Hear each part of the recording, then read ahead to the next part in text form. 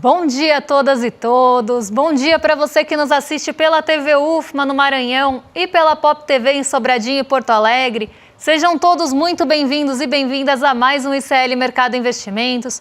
Hoje, quarta-feira, dia de conhecer o índice de inflação dos Estados Unidos, dado esse que estava sendo muito aguardado, mas a gente também vai conhecer o volume do setor de serviços. Então, vamos ver quanto cresceu o setor de um mês para o outro, vamos ver se as projeções, o termômetro do PMI estavam certos em relação a essa variação. Mas a gente tem outros assuntos para tratar com vocês, então a gente vai passar pelo fechamento da Ásia, vai passar pela abertura de mercado e, se der tempo, eu pago a dívida do termômetro da Bolsa. Mas antes de tudo isso, André, bom dia, como você está? Bom dia, Débora. Tudo bem? Bom dia a todos os nossos telespectadores. Setor de serviços divulgado e cuidado que as narrativas já estão sendo feitas. Estamos crescendo muito, então cada vez mais temos justificativas para aumentar o cupom. Não é nada disso e vamos explicar aí para vocês o que está acontecendo. Também tem a inflação nos Estados Unidos, que vai definir agora de fato o que vai acontecer aí na próxima reunião do FONC, né? Vamos sair desse eterno dia da marmota aí de vai cair, quanto vai cair a taxa de juros nos Estados Unidos, mas tem bastante assunto no dia de hoje, aí a gente vai passar pela Ásia, então a gente já pode começar aí falando da nossa agenda. Então vamos ver o que nossa agenda aí tem para oferecer no dia de hoje. Bom, hoje a gente tem uma agenda um pouco mais recheada que outros dias, então temos divulgações importantes na agenda durante a quarta-feira, até porque, como eu falei, tem serviços aqui no Brasil e tinha inflação fora do Brasil. Então, dois dados que deveriam já ganhar relevância, já deixando a agenda um pouco mais aí, até notada, um pouco mais com foco. Mas o que a gente teve durante a madrugada? Produção industrial do Reino Unido às 3 da manhã. Às 6h25, a dirigente do Banco Central, Elizabeth McCall, participou de um fórum financeiro em Budapeste e depois saiu a taxa de desemprego da OCDE às 7 horas, medição de julho aqui. A partir das 9, a gente conheceu a pesquisa mensal de serviços, essa que a gente vai detalhar bastante com vocês. E às 9h30, outro ponto que a gente vai detalhar muito com vocês é o índice de preços ao consumidor e o núcleo. Então eu vou explicar por que é que a leitura do índice de inflação lá dos Estados Unidos não mexeu tanto com as expectativas para o corte de juros no país. Então tudo isso, esses dois dados aí, estrelas da agenda doméstica e da agenda internacional, a gente vai passar com detalhes. Depois saiu o índice de confiança do empresário da indústria, aqui a medição do CNI, não é aquela da FGV que normalmente a gente traz, mas dado também que pode aí mostrar como é que estão as expectativas para o futuro em relação ao Brasil. Como esse dado saiu às 10, a gente pode trazer para vocês em uma outra ocasião, por exemplo, amanhã. Mas vamos seguir porque a agenda continua aí com outros dados. A gente tem na Alemanha às 11 horas o presidente do Conselho de Supervisão Bancária do BCE, a Cláudia Busch, participando aí de um painel, o Buck, né? Participando de um painel de conferência. E hoje também saem às 11h30 os estoques de petróleo, gasolina, destilados e utilizações de refinarias. Algo que tem potencial para mexer com o preço do petróleo, que está bem volátil durante essas duas últimas semanas. Ainda temos fluxo cambial semanal aqui no Brasil às 12h30 e índice de inflação ao consumidor da Argentina às 4h. Então esse dado aí também com não tanto peso assim, mas um dado interessante para a gente acompanhar, já que estamos falando de inflação da Argentina. E durante o dia a gente ainda tem o Fórum Público Anual da OMC em Genebra, algo que está acontecendo durante a semana. Então uma agenda realmente mais voltada, pensando aqui em Brasil, para o setor de serviços e nos Estados Unidos para o CPI. Mas os outros dados também aí podem dar um suporte, um direcionamento para os mercados ao longo do dia. Vamos então agora começar nosso giro de mercado, Débora, com aquela notícia que a gente sugere todo dia aí para vocês aí, com todo mundo ainda muito apreensivo aí, porque pelo que ia sair agora de manhã dos dados dos Estados Unidos aí da inflação, mas na Ásia o negócio está azedo, né? Parece que tudo deu errado aí no Japão, né? Confiança do empresário tá ruim, Banco Central querendo aumentar ainda mais taxa de juros aí.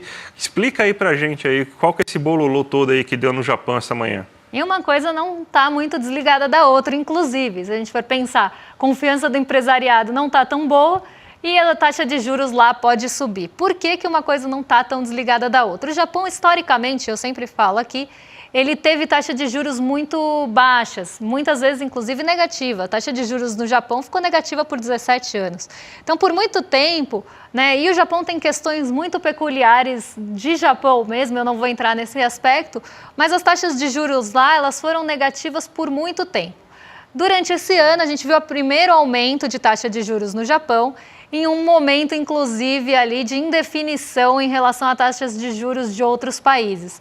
Então, naquele momento que o Japão subiu os juros, aconteceu um movimento já de aversão pelo risco, algo que também é muito sensível lá no Japão, e a expectativa era que tivesse novas altas, ou tivessem novas altas aí de taxa de juros por lá. Só que aí começou toda aquela instabilidade, principalmente envolvendo o iene, a moeda japonesa. Então o iene ele teve ali um movimento muito brusco, acabou se valorizando de um dia para o outro, isso prejudicou ali os exportadores, né, que são, na verdade ele desvalorizou depois de um momento para o outro também muito bruscamente. Então o iene ele começou a ter flutuações muito grandes. E ao mesmo tempo que a gente tinha lá nos Estados Unidos uma incerteza grande em relação à taxa de juros lá.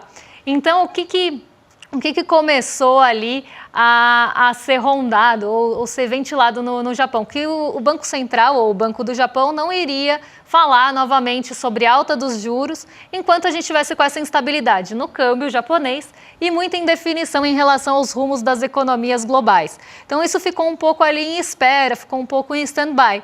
Hoje, o Banco do Japão, e não foi só hoje, na outra semana eu já tinha falado isso também, começou a reforçar a expectativa que talvez subam juros de novo no Japão. E o Japão não é um país acostumado, inclusive tem muita sensibilidade a juros, não é um país muito acostumado com taxas de juros altas. E quando a gente está falando de taxa de juros alta no Japão, a gente está falando de 0,10 ao ano, tá? Que é o patamar que eles estão agora.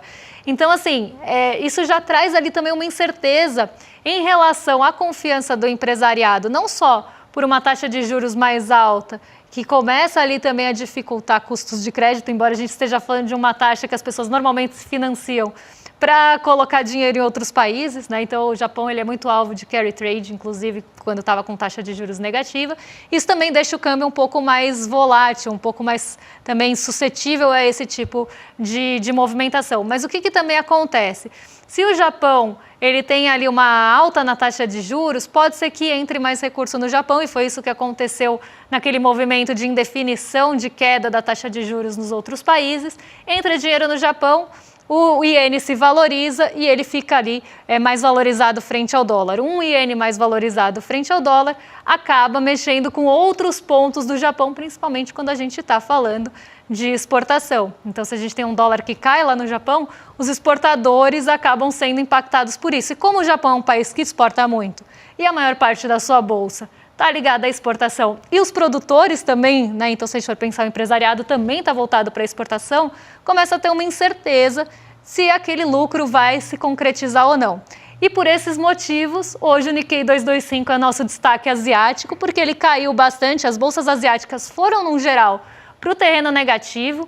Então, elas acompanharam em bloco também já esperando os dados de inflação dos Estados Unidos que poderiam mudar a direção, poderiam mudar o humor.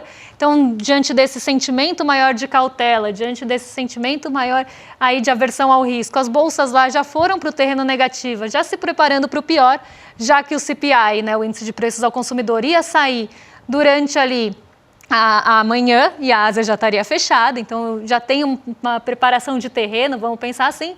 Só que o Nikkei sofreu duas vezes, porque também sofreu com essa possibilidade de alta nos juros, que não só diminui o apetite pelo risco, mas também tem toda essa questão ligada à exportação, tem questões ligadas ao câmbio.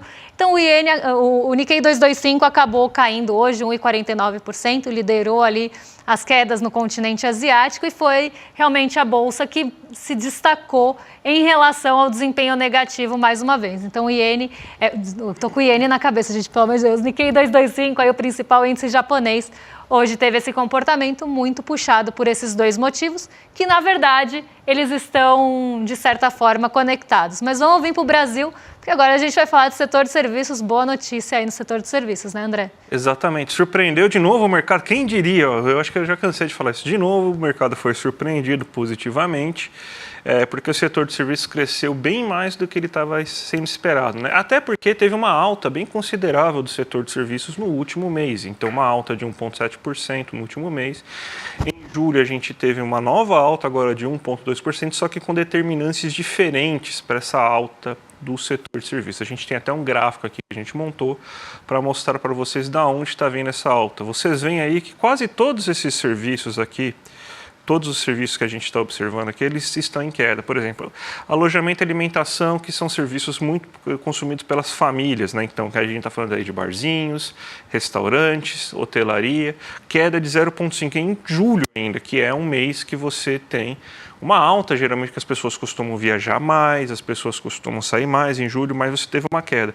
Serviços prestados às famílias, lavanderia, cabeleireiro, manicure e tudo mais, uma queda na atividade econômica de 0,7%. Transporte terrestre, aí você pode ser tanto empresas quanto as pessoas físicas usando, você teve uma queda de 1,7%. O transporte aéreo também caiu bastante, 3,1% em julho, então é bem preocupante isso, né? Porque a gente é um mês que você costuma tirar férias, então o brasileiro não procurou tanto lazer esse mês de julho. Amanhã a gente vai ter a resposta definitiva, que provavelmente o brasileiro gastou essa renda extra no comércio, então ele preferiu gastar o seu dinheiro em vez de fazer uma viagem, se divertir mais, comprar coisas, né, aumentar a quantidade de bens comprados aí no comércio. E o que explica a alta são serviços profissionais, que a gente tem. Serviços profissionais, no geral, 4,2%. Serviços técnicos aumentou quase 14%, para vocês terem uma ideia. Outro destaque que a gente acabou não colocando aqui, mas só para vocês ficarem sabendo, são serviços de tecnologia, que também cresceu aí nesse mês. Então, foram as empresas que procuraram mais o setor de serviços esse mês. A gente está vendo aí que muito investimento está sendo realizado. Isso aí também depende de você fazer também investimentos com procura de profissionais no setor de serviços. Aí é você contratar um pedreiro aí para você fazer obras, você contratar um contador aí para registrar empresas e fazer também balanços contábeis para essas empresas e tantos outros serviços aí que as empresas acabam consumindo, né? Então, o que a gente vê é o setor de serviços com uma pequena queda do que as famílias estavam consumindo aí no último mês. As famílias não consumiram tanto em julho quanto consumiram em junho, pelo menos em relação a serviços, mas as empresas expandiram consideravelmente a sua procura de serviços. E a narrativa já começou. Eu já ouvi no rádio de manhã, eu faço aquela leitura, né? Eu faço aquele exercício aí cruel que é ouvir rádio e comentaristas maravilhosos de rádio aí de manhã aí aqui em São Paulo, você sabe aí quais são as rádios que eu tenho que ouvir, né? Então é um exercício aí difícil fazer isso, mas eu faço isso por vocês, telespectadores, então a narrativa já foi dada. Olha, gente, o setor de serviços cresceu bem acima que o mercado estava esperando. Então isso aí pode ser uma grande sinalização que a gente está crescendo mais do que a gente poderia. Então é mais uma ponta aí, é mais uma justificativa para aumentar a taxa Selic na próxima reunião do Copom. É justamente aquilo que eu estava falando ontem, a gente estava aí justamente nessa narrativa no dia de ontem. Eles não vão conseguir controlar o preço dos choques de oferta, vão atacar aqui. Eles querem aumentar a taxa de juros para que você que trabalha com outros serviços prestados às famílias, você que é cabeleireira, você que trabalha com tatuagem, você que tem uma lavanderia, você que é pedreiro, que está aqui também nos serviços profissionais, você que é um encanador, um contador, você que trabalha num barzinho, você que trabalha num hotel, num restaurante, eles querem tirar seu emprego, eles querem reduzir a quantidade de pessoas procurando serviços para baratear o preço. Aí pouco importa qual que vai ser o preço do arroz, do feijão, pouco importa que o aumento do preço está vindo por causa de queimadas, eles vão fazer a inflação chegar dentro da meta, vão conseguir fazer a inflação chegar próximo de 4% aí no final desse ano, mas às custas do seu lombo. Então, já que essa narrativa voltou com força no dia de hoje, eu volto a repetir. Eles vão falar isso aí com termos técnicos, mas a real é, eles querem que o setor de serviços, a renda, o emprego, o rendimento, o salário das pessoas que trabalham com esse setor fique estagnado ou até caia para conseguir controlar a inflação. Então, eles estão fazendo uma escolha. Vai ser no lombo das pessoas que trabalham nesse setor que vai vir um controle inflacionário e é sempre uma questão de escolhas. Quando se escolhe a Selic para isso, é uma questão de escolha. Então, vamos ficar atento a essa narrativa aí que mais uma vez está sendo colocada, Débora. E aqui a nossa audiência, né, nosso chat estava falando, mas o mercado só erra a projeção, né, porque toda vez a gente fala, eles colocaram uma projeção, a mediana do mercado era X, e o setor veio muito acima da mediana do mercado, ou veio o dobro da mediana no mercado. Então, outro ponto que a gente tem que ficar um pouquinho atento aqui quando a gente fala de mediana, talvez não seja, a mediana eu sempre explico, é o valor que corta ali o conjunto de dados e de expectativas, nesse caso ao meio. A média pode até ser outra. Mas o que eu queria chamar a atenção aqui? O mercado vem subestimando há algum tempo já a nossa atividade econômica e a atividade dos setores. Então a gente vê, por exemplo, um PMI, que é um termômetro dos setores, principalmente o PMI de serviços, a gente tem essa medição. Então a gente tem já um termômetro que indica para onde vai aquele setor, ou pelo menos tenta indicar, com base inclusive em pesquisas feitas com o setor privado. A gente tem outros índices de confiança também que acabam mostrando que a confiança está melhorando, que a confiança em relação ao momento atual melhorou, que tem boas expectativas para o futuro. Então, podemos pegar vários conjuntos aqui de dados que mostram ali uma aceleração. Inclusive, BCBR, que sai essa semana, é feito, é projetado com base nessas pesquisas que já saíram. O que a gente tem de componente ali de um pouco de incerteza é o agro. Mas, de resto, a gente consegue ter uma ideia para onde vai o IBCBR com pesquisas que acabam já sendo divulgadas antes, já que a metodologia é essa. Mas o mercado erra consecutivamente aí as suas projeções. E isso ajuda também a reforçar essa narrativa, porque se o mercado subestima e a gente tem uma alta muito acima da esperada, isso é usado inclusive como reforço da narrativa, como justificativa. Então vamos subir a taxa de juros, porque olha como esses setores estão crescendo tão acima do que a gente espera, tão acima das projeções. Ninguém previa, ninguém esperava isso, quando tem ferramentas que já mostram essa possibilidade. Então, de duas, uma aqui. Ou o mercado está usando uma metodologia e está usando uma métrica ruim para mensurar os setores, ou ele está jogando para baixo justamente para ter esse impacto de surpresa e mostrar, nossa, a gente está crescendo muito mais do que se esperava. É só ver o Focus. O Focus ele é revisado toda semana porque o mercado sempre começa com uma expectativa muito baixa. Então aqui a gente, de duas, uma mesmo. Ou está jogando para baixo para ter essa surpresa, esse componente surpresa reforçar a própria narrativa, ou precisa rever a metodologia, porque errar vários meses consecutivamente realmente é algo que vem acontecendo com bastante frequência. Vamos falar da inflação dos Estados Unidos, que finalmente saiu, os dados de inflação dos Estados Unidos, e a gente precisa ficar atento em relação a isso, porque isso vai definir muito da política norte-americana de taxa de juros. Então, será que ganhou peso agora aí a questão de cair meio ponto percentual, Débora? Então, não ganhou peso. Por que? Eu vou explicar agora. A gente tem duas medições da inflação dos Estados Unidos, inclusive aquela chance de corte de meio ponto percentual, no monitoramento dessa manhã, já estava bem diminuída. A probabilidade caiu de 29% para 15% na manhã agora, antes de eu entrar no ar eu estava vendo, e a probabilidade de corte de 0,25 subiu para 85%. E por que isso aconteceu? Se a gente vê essa desaceleração forte do CPI, que é o Índice de Preços ao Consumidor dos Estados Unidos. Inclusive, o índice cheio, que é o que vocês estão vendo em laranja aí como o CPI, ele teve uma queda bem brusca e ele vem desacelerando já há algum tempo, aqui a gente está vendo 12 meses.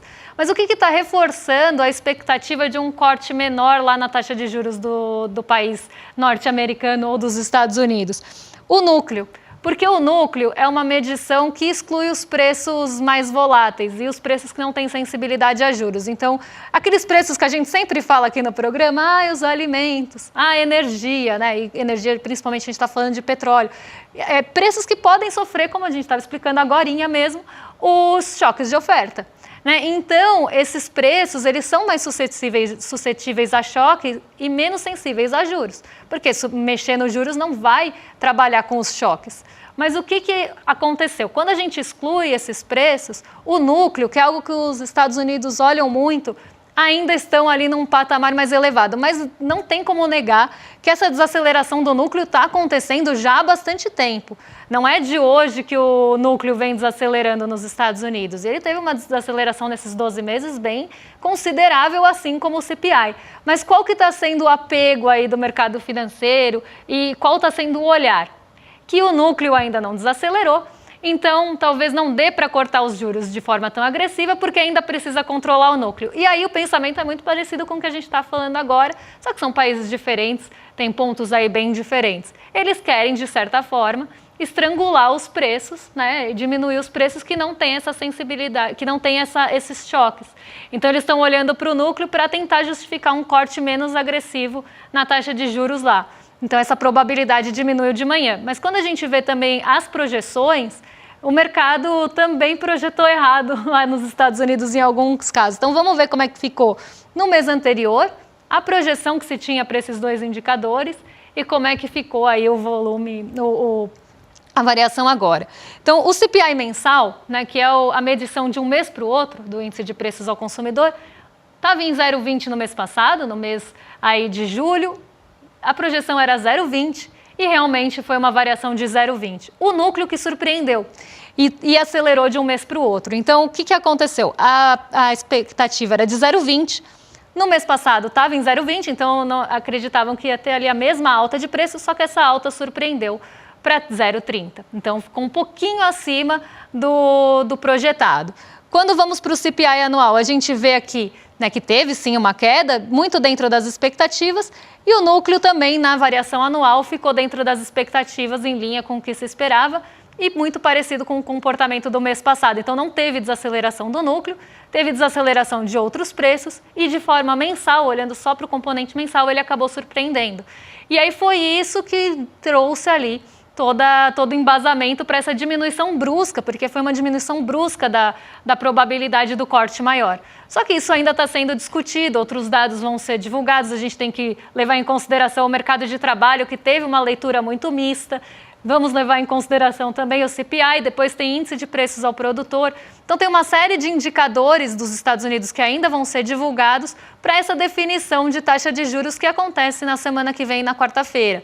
Então, aqui a gente já tem um cenário sendo desenhado, mas a maior probabilidade é que o corte seja menos agressivo, pelo menos nesse primeiro momento. Mas vamos acompanhar, agora a gente vai começar períodos de silêncio, mas vamos acompanhar aí os desdobramentos, principalmente dos dados, para que a gente tenha uma ideia para onde vai essa taxa de juros, que a gente está falando desde o ano passado sobre isso. Então, finalmente, aí em setembro, a gente vai ter a definição disso. Débora, 4 minutinhos aí. Vamos para onde? Para a abertura de mercado, para o termômetro da Bolsa? Vamos fazer a abertura, que eu acho que o termômetro já está ficando velho, né? A gente já está na quarta-feira, já não tem muito o que prever aí em relação à nossa Bolsa. Então, vou colocar aqui para vocês na tela a nossa abertura de mercado e o comportamento é muito parecido com os outros dias. O nosso Ibovespa, a nossa Bolsa, ela está alternando ali entre perdas e ganhos. Então, um dia ela consegue ter uma alta um pouquinho moderada, depois ela cai.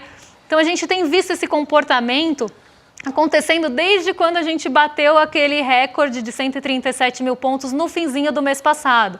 Fim de agosto, lá para o dia 28, a gente atingiu um patamar recorde de pontos da nossa Bolsa. A gente chegou aos 137 mil pontos. Desde então, a Bolsa vem sofrendo dois movimentos aqui no Brasil. Um deles é justamente de realização de ganhos, porque chegou num patamar, alcançou um patamar que a gente ainda não tinha alcançado. Então, isso propicia, sim, um movimento de realização dos lucros. Então, as pessoas vendem os seus ativos para realizar aquele ganho e sair do mercado de renda variável com algum lucro. Mas a gente tem também as incertezas em relação aos juros. Então, os rumos dos juros, tanto aqui no Brasil quanto nos Estados Unidos, ainda estão bem incertos. Muita gente está pressionando aqui no Brasil para que a alta da Selic seja de 0,5%, justamente com essa narrativa toda construída que a gente estava falando até agora. Só que isso já, inclusive, foi descartado. Mas a alta de 0,25%, descartado assim, em entrevistas, em coletivas, isso foi afastado. Não sei se isso vai mudar com a pressão do mercado que tem vindo forte agora. Então, agora também o nosso Copom está em período de silêncio, ninguém vai dar entrevista, vamos ter que trabalhar só com os dados que a gente tem e com essa expectativa de pressão do mercado, para tentar fazer essa leitura. Mas aí o que a gente tem outro ponto aqui, né? Além da realização de ganhos e dessas incertezas em relação aos juros, isso vem desenhando também um cenário de queda em vários mercados. Então, a gente tem essa indefinição, então sobe um pouquinho no dia, no outro dia cai. E esse comportamento tem sido acompanhado aqui desde o começo de setembro.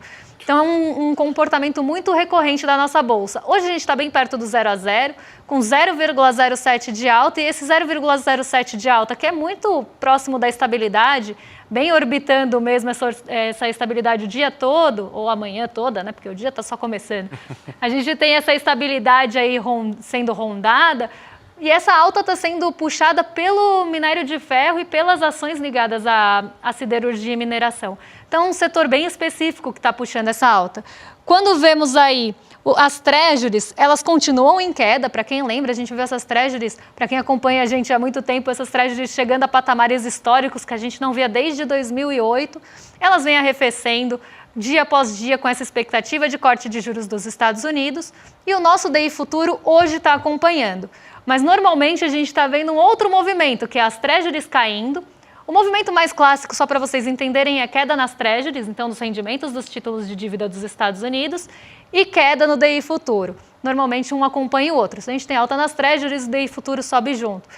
Esse movimento acontece com bastante frequência. O que a gente vinha vendo nos últimos dias era queda nas treasuries e aumento do DI futuro. E esse aumento do DI futuro era justamente a pressão do mercado para pressionar realmente taxa de juros aqui no Brasil junto a outros componentes, como, por exemplo, o câmbio, que hoje voltou a cair 0,14, mas ontem chegou a um patamar de 5,66, que ainda está no patamar de 5,66, mas mostrando uma tendência de queda. Desde que a gente chegou naquele patamar de 5,40, furou o piso de 5,50, o câmbio vem acelerando, porque esse também é um fator de pressão para juros. Se a gente tem um câmbio mais alto, isso reforça a possibilidade de alta de juros para controlar o câmbio também. E hoje o petróleo Brent continua em sua queda, $69 por barril, então não temos apoio de novo do petróleo Brent. Ontem as ações ordinárias da Petrobras caíram mais de 2% justamente por isso.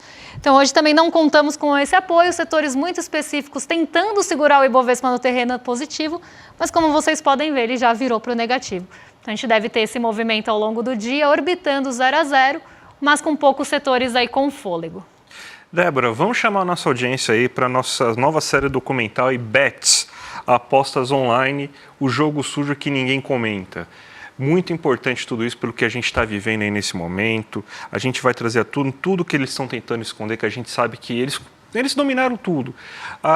Você tem canais grandes de televisão com basicamente 50% aí de renda de marketing sendo vendida para essas bets, times de futebol e tudo mais. Então, é muito difícil falar sobre esse tema, mas a gente vai tentar mostrar que todo esse esquema de corrupção, o que faz com que famílias inteiras entrem na ruína financeira e psicológica, ligação desse mundo aí com crime organizado. E a gente procurou gente para falar do outro lado, né? Jogadores, influenciadores, e óbvio que ninguém quis falar. Então a gente vai mostrar aqui essa nova série aí. A gente vai ter o primeiro episódio aqui no dia 19/9, uma quinta-feira, às 8 horas da noite. Então já se inscreve aqui pelo link clmercado.com.br. O sininho do YouTube vai tocar para vocês às 8 horas, vocês não vão perder, porque além de imperdível, é um assunto muito importante para vocês ficarem de fora. Um assunto importante e muito contemporâneo, né? Que a gente está vivendo com toda a intensidade agora, então imperdível mesmo. E a partir das 11h30 agorinha, já passou na verdade, vocês ficam com o Rolê ICL na sequência aqui do nosso programa. Amanhã a gente está de volta. Quinta-feira, dia de passar outros dados importantes que vão sair aqui da nossa economia e do mundo. Então até amanhã e um beijão para vocês. Até mais, gente. Tchau, tchau. Se liga no que eu vou falar para vocês e tenta entender como isso é chocante e um perigo que a gente nunca viu acontecer desse tamanho aqui no nosso país. Só no ano passado, os brasileiros mais pobres gastaram com apostas mais do que eles gastam com itens de alimentação essenciais, como, por exemplo, arroz. Isso mesmo, o brasileiro gastou mais com apostas do que o país inteiro gastou comprando itens de necessidade fundamental ao longo do ano passado. Isso porque uma doença chamada Bets tomou conta do país de uma forma como nenhum outro país do mundo viu até hoje. Só que ninguém pode falar disso, porque os principais canais de televisão, os principais jornais, os principais influenciadores, eles são literalmente comprados por essas bets, com patrocínios milionários que fazem que eles convidem as pessoas, em vez de alertar dos riscos desse problema. O ICL mais uma vez resolveu enfrentar o que ninguém enfrenta. E no dia 19 de setembro, às 8 horas da noite, a gente vai lançar o documentário Bets, o jogo sujo que ninguém comenta. E quer convidar vocês para participar desse lançamento. E aí, no dia 19 de setembro, a gente vai estar junto, mostrando o que ninguém mostra.